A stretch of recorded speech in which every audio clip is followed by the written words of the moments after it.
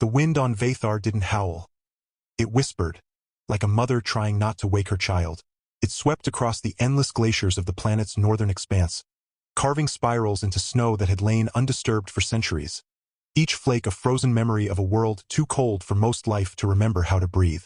Captain Renvale, once a decorated soldier of the Terran Frontier Corps, now found himself stranded here, not by choice, but by the cruel geometry of a malfunctioning escape pod and a navigation system that had decided, in its final moments, that Vethar was a suitable place to die. He'd been alone for 17 days. His suit's thermal regulators were failing. His rations were gone. His radio, cracked and silent, had become a tombstone for hope. He walked now not toward rescue, but toward the quietest end he could find.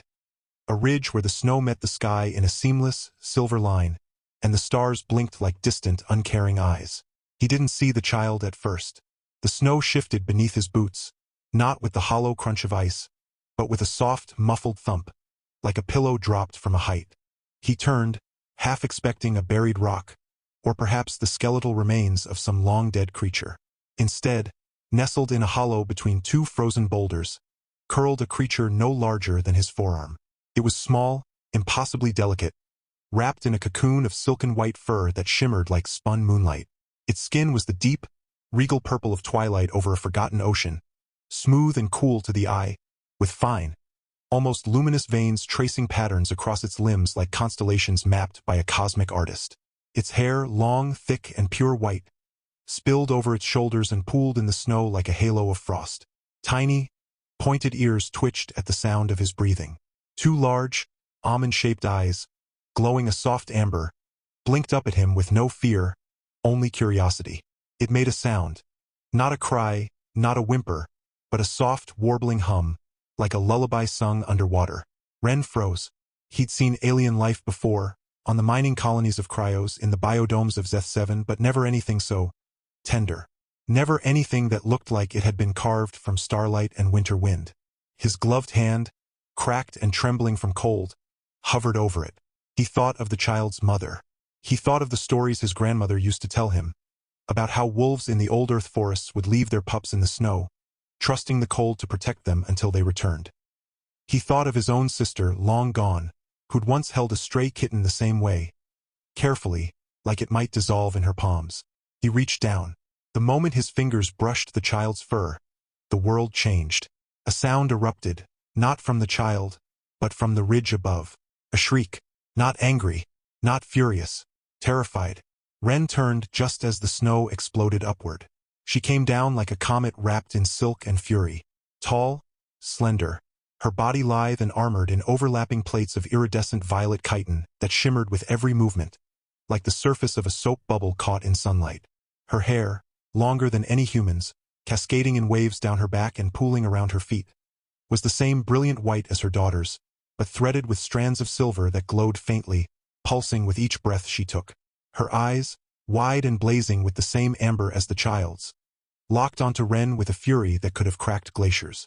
She moved faster than anything he'd ever seen, not with the clumsy speed of muscle, but with the fluid grace of liquid shadow. One moment she was on the ridge.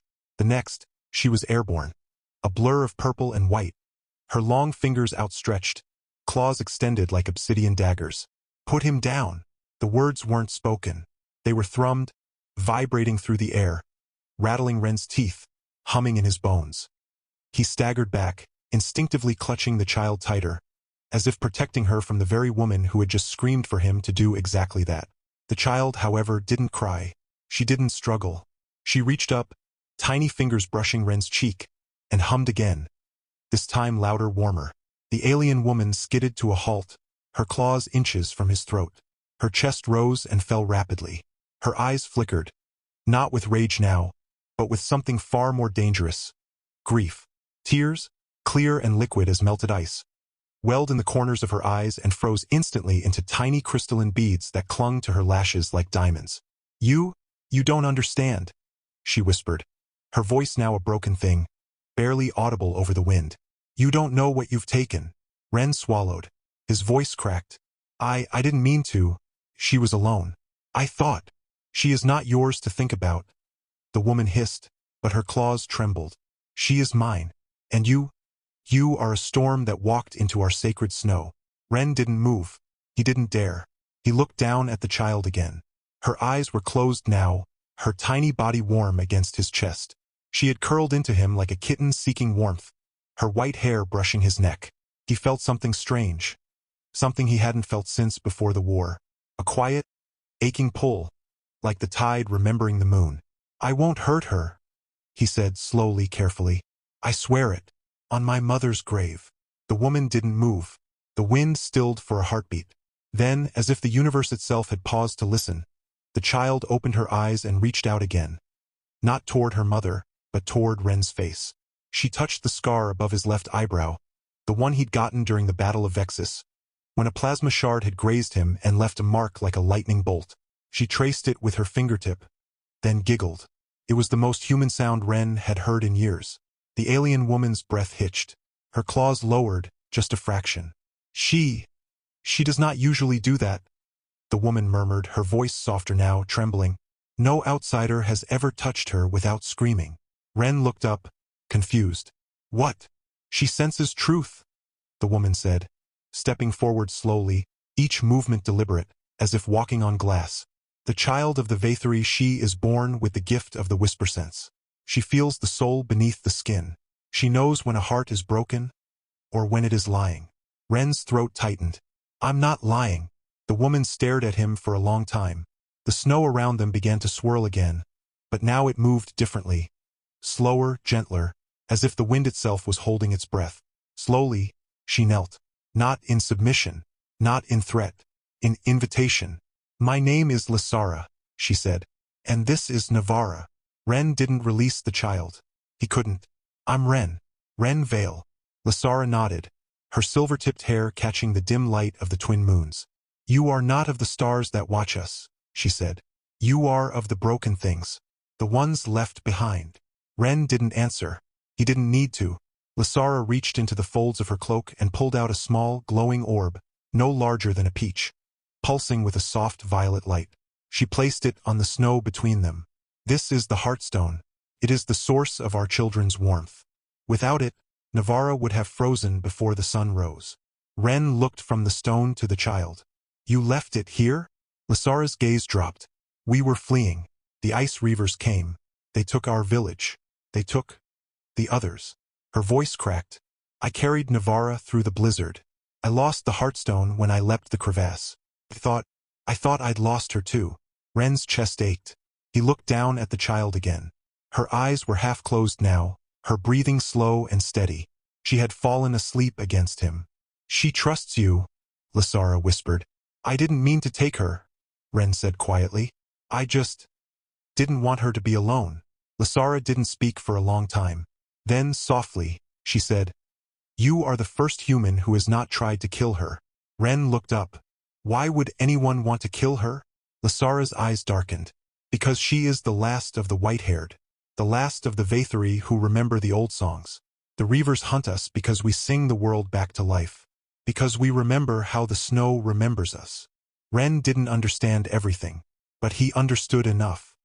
He looked at the child in his arms, this tiny, glowing miracle of purple skin and white hair, and he knew, with a certainty that settled into his bones like winter frost, that he wouldn't leave her.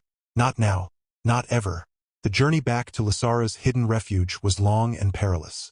The storm had returned with a vengeance, howling across the glaciers like a chorus of lost spirits. Ren's suit was failing. His left leg was numb from frostbite, his vision blurred at the edges. But he carried Navara in a makeshift sling woven from his last intact thermal blanket, pressed against his chest, her small body radiating warmth like a living ember. Lasara walked ahead, her movements silent and sure, her silver-tipped hair glowing faintly in the dark, guiding him through the maze of ice tunnels and frozen waterfalls that crisscrossed the mountains. They passed ruins, fragments of what had once been a thriving village. Towers of ice and crystal, now shattered. Homes carved into the sides of glaciers, their doorways sealed by ice as thick as stone. And everywhere, the marks of violence. Deep claw slashes in the ice, charred patches where fire had burned too hot, and the faint, fading glow of what might have been blood, frozen into the snow like crimson stars. Navara stirred once, during a particularly violent gust, and let out a soft, mournful hum. Lasara stopped, turned, looked at Ren. She remembers, she said. She remembers the singing. Ren didn't know what to say, so he held her tighter. They reached the sanctuary at dawn. It was hidden beneath a massive, arching glacier, its entrance concealed by a curtain of frozen mist that shimmered like liquid glass. Lasara placed her palm against the ice, and it rippled, like water touched by a finger, before opening inward with a sigh. Inside, the air was warm, soft. The walls glowed with bioluminescent moss, pulsing in slow, rhythmic waves. Tiny, floating orbs of light, Lasara called them luminari, drifted lazily through the cavern, illuminating the delicate carvings on the walls. Images of alien figures dancing beneath twin moons, their hair flowing like rivers of light, their hands raised as if singing to the sky. There were others here, 23, all women, all with the same purple skin, the same white hair, all silent, all watching. They did not speak. They did not move. They simply stared. Ren felt the weight of their gaze like a physical thing. Lasara stepped forward, her voice echoing softly in the chamber. This is Ren Vale. He carried Navara. He did not harm her. He did not flee. One of the older women, her hair streaked with gray and her eyes clouded with age, stepped forward. Her name, Lasara whispered later, was Morvain. She was the last keeper of the old songs. She is the last, Morvain said, her voice like wind through hollow bones. And you are the first. Ren swallowed. I don't know what you want from me. Morvain didn't answer. Instead, she reached out and touched Navara's forehead. The child stirred, opened her eyes and smiled. The entire chamber exhaled. The luminari flared brighter. The walls pulsed in rhythm. She accepts him, Morvain whispered. Lasara closed her eyes. A single tear rolled down her cheek and froze before it could fall. The days passed in quiet, fragile peace. Ren learned quickly. He learned that the Vaethari did not sleep. They dreamed. Their bodies suspended in pools of warm, glowing liquid beneath the ceiling of the cavern, their white hair fanning out like roots drinking from the earth. He learned that they did not eat food. They absorbed energy from the heartstone and from the songs they sang, their voices weaving warmth into the air like thread. He learned that Navara, though tiny, was already a prodigy. Her hums could make frost bloom into flowers, could melt ice into springs, could calm the storm winds that howled outside.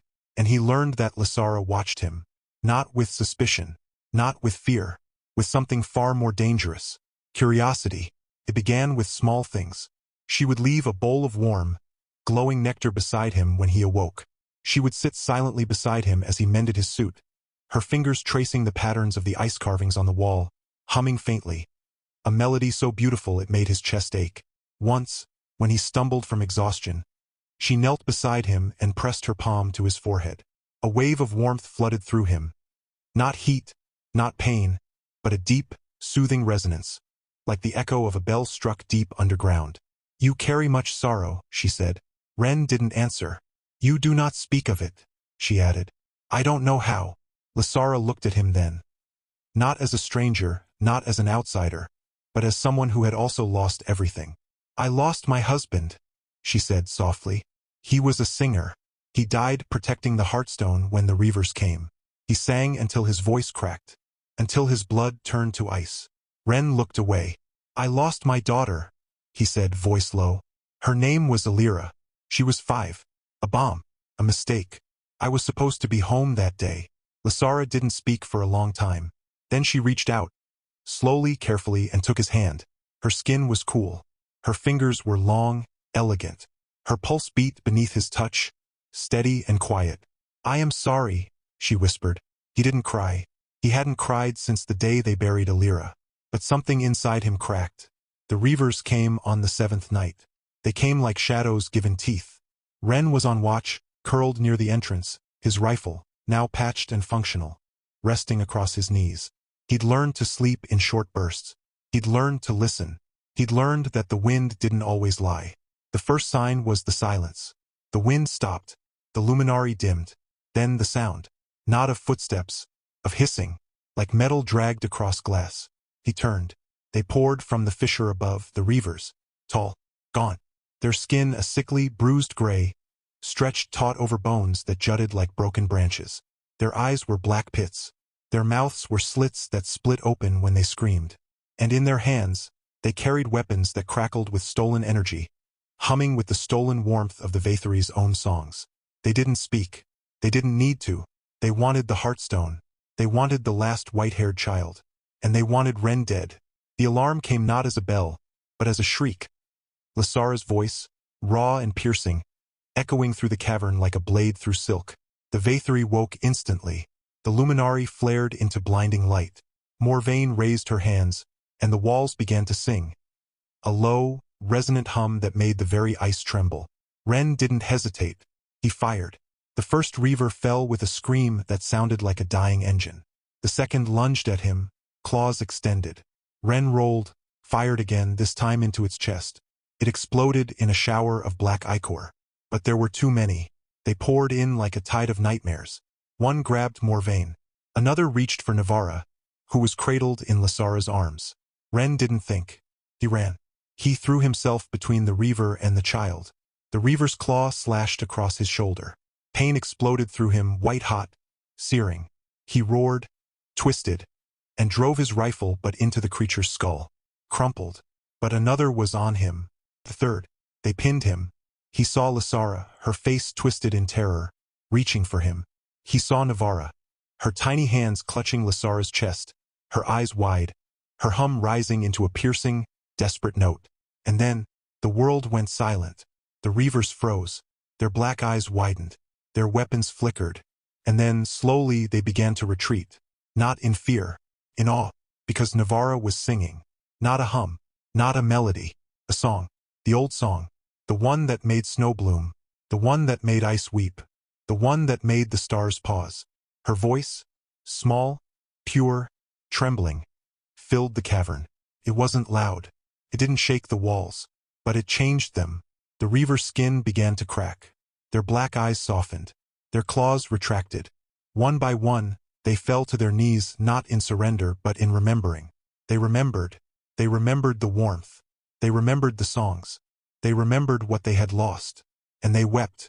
Black tears fell from their eyes, sizzling as they hit the ice. The song ended. Navara collapsed into Lasara's arms, exhausted. Her eyes closed, her breathing shallow. The reavers didn't move.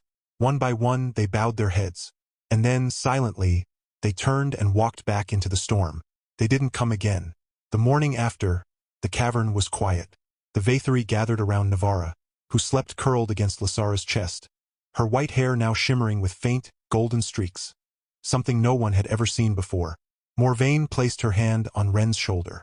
You saved her. Ren winced. His shoulder was bandaged with woven vines that pulsed with faint light. I didn't save her. She saved us. Morvain smiled, a rare, fragile thing. She is the first white-haired child to sing the old song since the Sundering. And you are the first outsider to stand beside her without fear. Lasara didn't speak. She didn't need to.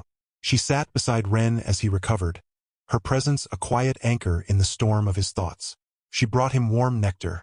She sang to him soft, wordless melodies that made the ache in his chest feel less like a wound and more like a memory. One evening, as the twin moons hung low and the cavern glowed like a cathedral of light, she sat beside him, her head resting against his shoulder. You will not leave, she said. It wasn't a question. Ren looked at her. I don't know if I can go back. You do not have to, she said. The Vaether do not ask for soldiers.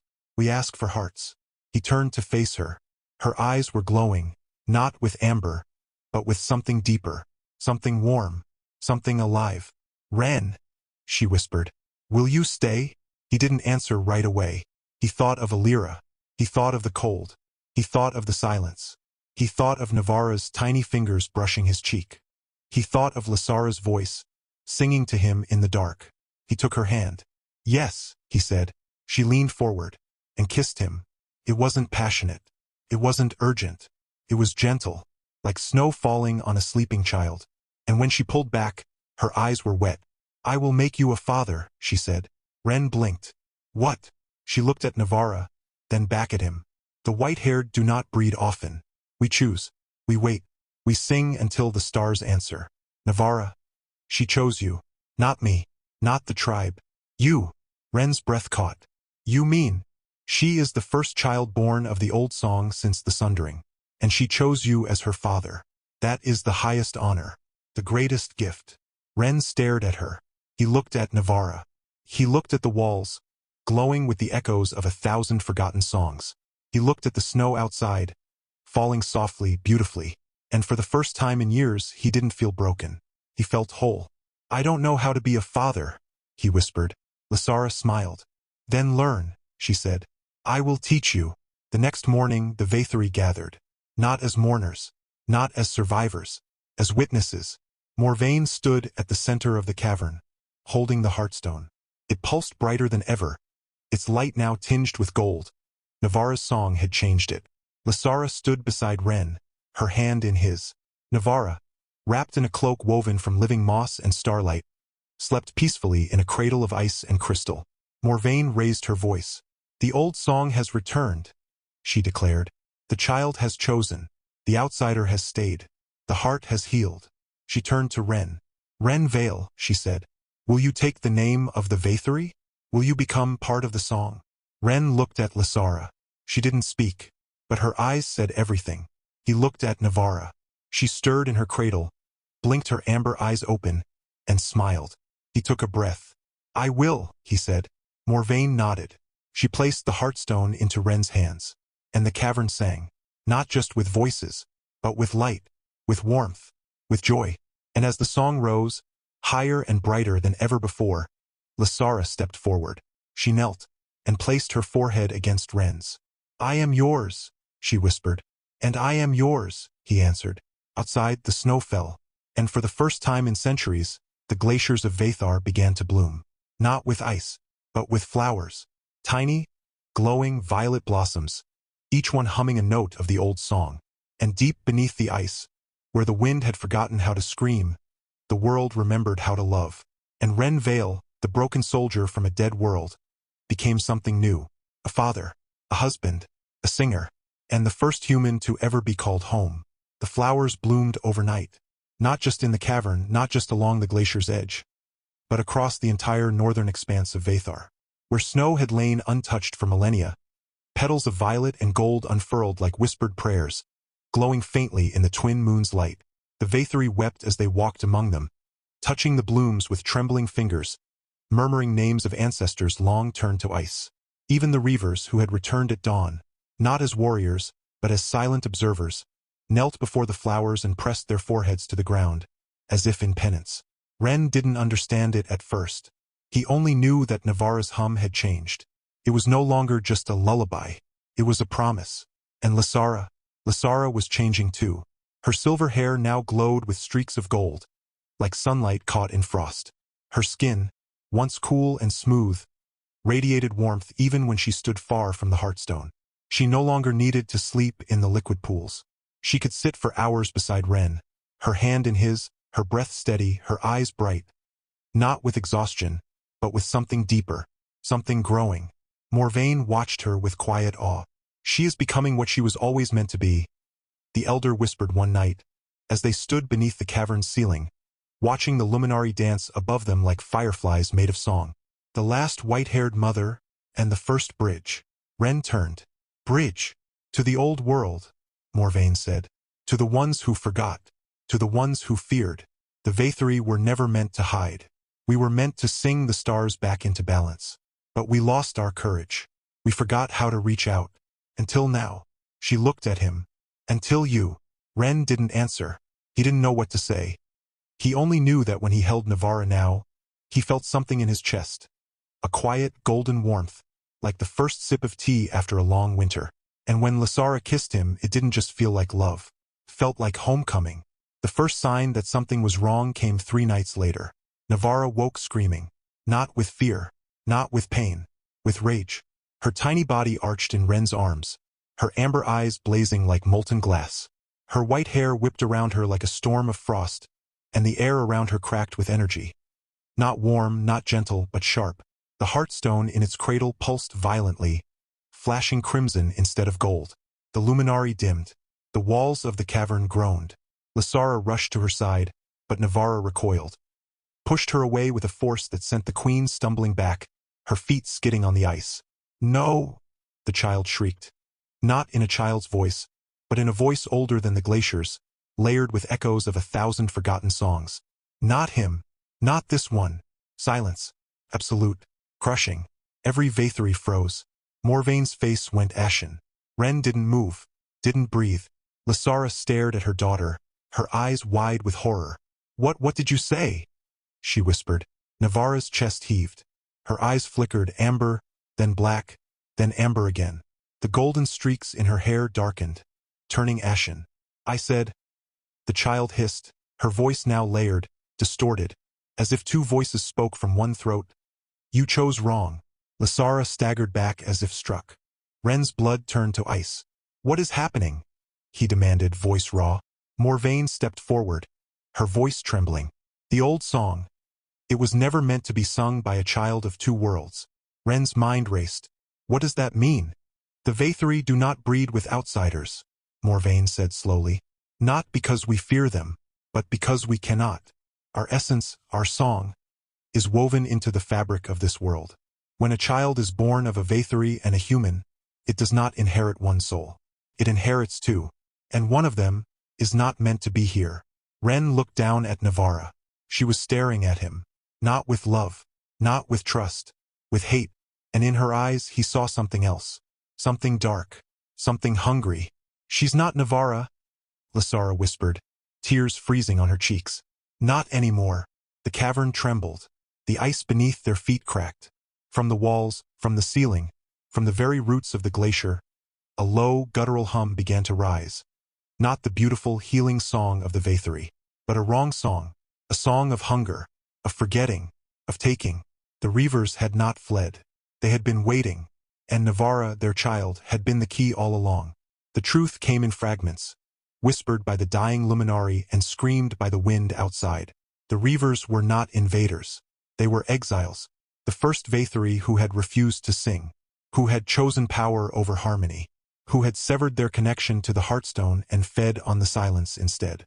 They had tried to kill the white-haired centuries ago, not to destroy them, but to prevent the birth of a child who could bridge worlds.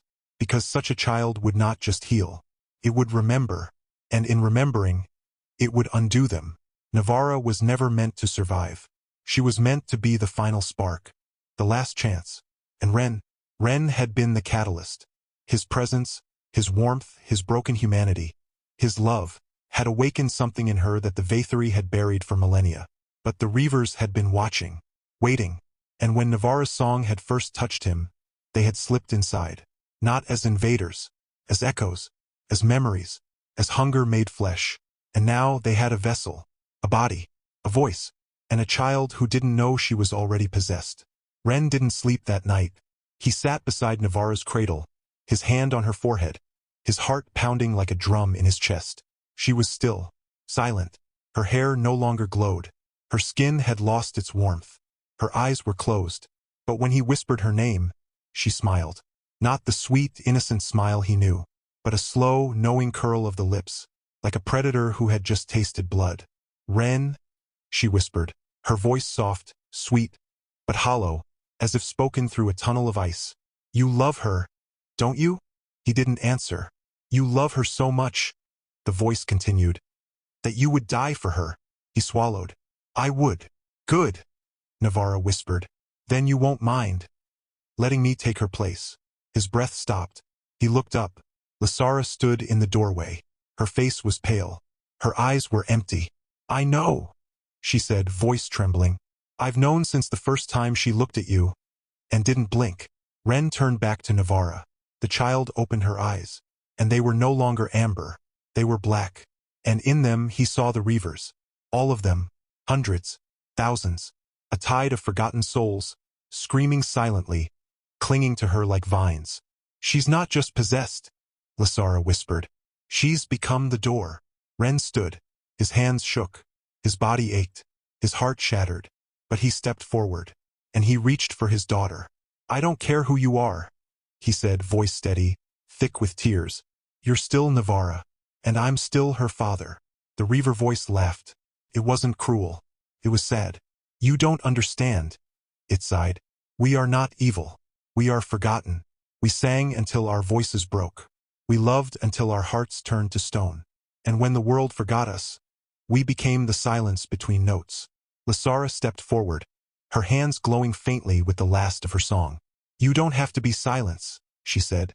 You can be song again. The reaver voice fell still. For the first time in centuries, it hesitated. Navara's body trembled. Her eyes flickered. Amber, black, amber, and then a single tear rolled down her cheek. It didn't freeze. It glowed. Golden, warm, real. I'm scared, the child whispered. Not the reaver. Not the echo. Navara. Just Navara. And for a heartbeat, the cavern held its breath. Then the reavers screamed. Not in rage. In loss. They had been waiting for a vessel. But they had not expected a soul. And now, they were being seen. And seen was the first step to being healed. Ren didn't fight them. He didn't try to banish them. He sat on the floor beside Navara's cradle. And he began to sing. Not the old song. Not the Vaether hymn. The lullaby his mother used to sing to him when he was small and afraid, when the world was too loud and the nights too long. It was a simple thing. A few notes. A few words. In broken, halting Terran. But it was his. And it was real. Lasara watched him. And then slowly she joined. Her voice, clear and pure, wove around his like silk. The heartstone pulsed. The luminary flared. And the walls began to sing. Not the old song. Not the reaver's scream. But something new. Something born. The Vaetheri gathered around them, one by one, until the entire cavern was filled with voices. Not of power, not of fear, but of memory. Of love. Of loss. Of hope. And as the song rose, the blackness inside Navara began to unravel. Not by force. Not by battle. But by recognition. The reavers didn't leave. They remembered. They remembered warmth. They remembered laughter. They remembered the sound of a mother singing to her child. And one by one, their shadows peeled away from Navara's body, rising like mist into the air, dissolving into the glowing moss, into the petals outside, into the wind. They didn't vanish. They became part of the song. And Navara sighed. Her eyes opened. Amber, warm, alive. She reached for Ren, and he pulled her close. She didn't speak. She just hummed. A single quiet note. And the flower outside the cavern bloomed brighter than ever. The next morning, the snow had stopped falling. The sky was clear. The twin moons hung low, one silver, one gold. Morvain stood at the entrance of the cavern, her hands raised to the sky. She is whole, she said. Lasara knelt beside Ren, her head resting on his shoulder. Navara slept in his arms, her hair now a perfect blend of white and gold. Her skin warm, her breath steady. The reavers were gone. Not destroyed, not banished, healed. And in their place new flowers bloomed. Not violet, not gold, but both. And when the wind touched them, they sang. Not the old song, not the reaver's scream, but something new, something beautiful, something that had never been sung before. Ren looked at Lasara. She smiled. And for the first time since he'd stepped onto this frozen world, he didn't feel like a stranger. He didn't feel like a soldier. He didn't feel like a man who had lost everything. He felt like a father, a husband, a singer. And as the first rays of dawn touched the snow, painting the world in soft, golden light, Navara stirred in his arms. She blinked and whispered, "Daddy." Ren closed his eyes and whispered back, "Yeah, sweetheart." And for the first time in his life, he didn't want to be anywhere else. The world outside was still cold, the stars still distant, the war still raging in other galaxies. But here, in the heart of a forgotten glacier, beneath a sky that remembered how to shine, he had found something no soldier, no empire, no starship could ever take away. He had found home, and it had purple skin, and white hair, and a voice that could mend the world. And it loved him, just as he was, broken, and whole, and still singing.